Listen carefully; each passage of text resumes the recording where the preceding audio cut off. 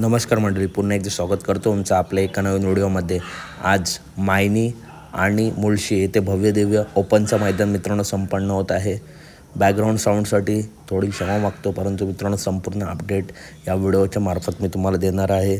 तर मित्रांनो, आज मायनी मैदानामध्ये दादा सरकार यांच्या नावाने मित्रांनो जवळजवळ 4 चिठ्ठ्या आहेत। गट क्रमांक 1 मध्ये, गट क्रमांक 6 मध्ये, गट क्रमांक 8 मध्ये, गट क्रमांक 22 मध्ये। या गटात आपल्याला त्यांचा सर्जा किंवा पक्षा पळताना दिसू शकतो।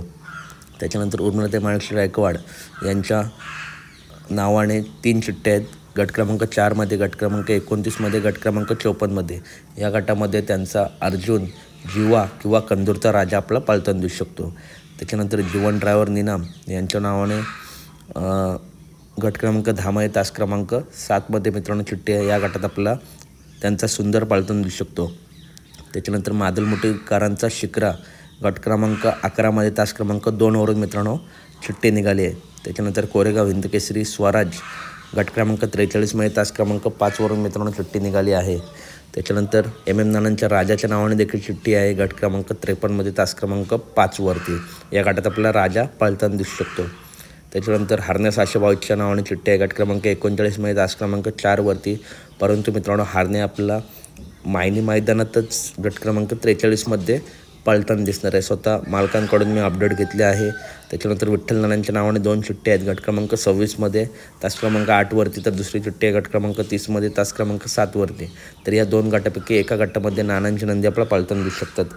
त्याच्यानंतर कारुंडे एक्सप्रेस चिकी आपला गट क्रमांक 16 मध्ये, तास क्रमांक 6 वरून पळताना दिसेल।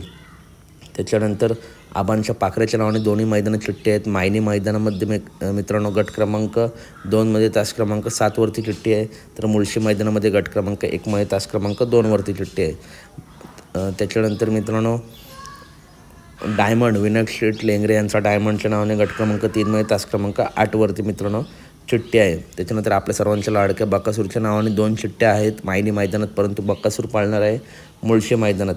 तर मित्रांनो, बकासूरच्या नावाने चिठ्ठी आहे गट क्रमांक 34 मध्ये, तास क्रमांक 2 वरती। तर या गटात आपला बकासूर पळताना दिसेल।